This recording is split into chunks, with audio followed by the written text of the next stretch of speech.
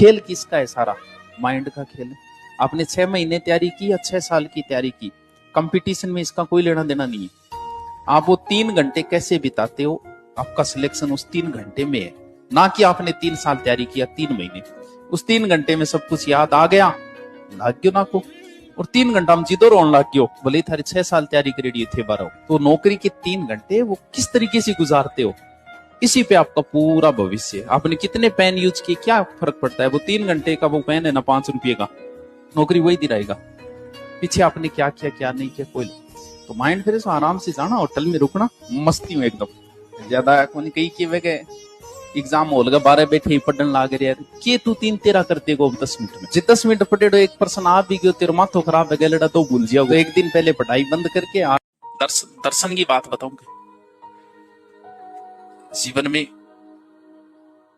कई बार हमें कुछ चीजों का पहले अगर पता हो जाए तो समस्याएं कम आती है, मानसिक परेशान हम कम होते हैं। एक दर्शन को समझने की कोशिश। कई बार ऐसा होता है कि हमें लगता है यार मैंने किसी का बुरा नहीं किया, लोग मेरी बुराई क्यों करते हैं। लड़कियों के साथ ये ज्यादा हो जाता है, मैं तो क्यों की बिगाड़ी हुई कुछ। अगर आप दर्शन को समझ जाते हो, जब भी कोई आपको छोटेपन का एहसास कराएगा, छोटेपन वाला आपको कोई भी अगर छोटेपन का एहसास कराए या आप किसी को छोटेपन का एहसास करा रहे हो, जैसे अभी आप बेरोजगार हो, सब आपके दोस्त हॉस्टल में रह रहे हैं, आप आपके 5-10 दोस्त है और आप उसमें लग गए नौकरी। आप नौकरी लगते ही वो क्या बन गए? छोटे। उन्हें अपनी बेरोजगारी का एहसास किसने करवाया? तुमने नौकरी लग के करवाया। इसीलिए वो स्वतः ही आपसे जलन शुरू कर देंगे। रुपया दे के लाग्यो है, मैं जाना कौन के। आप जैसे गांव में हो, सब ठीक है, सब रह रहे मौज मस्ती से, झूपड़ा है, रो रहे।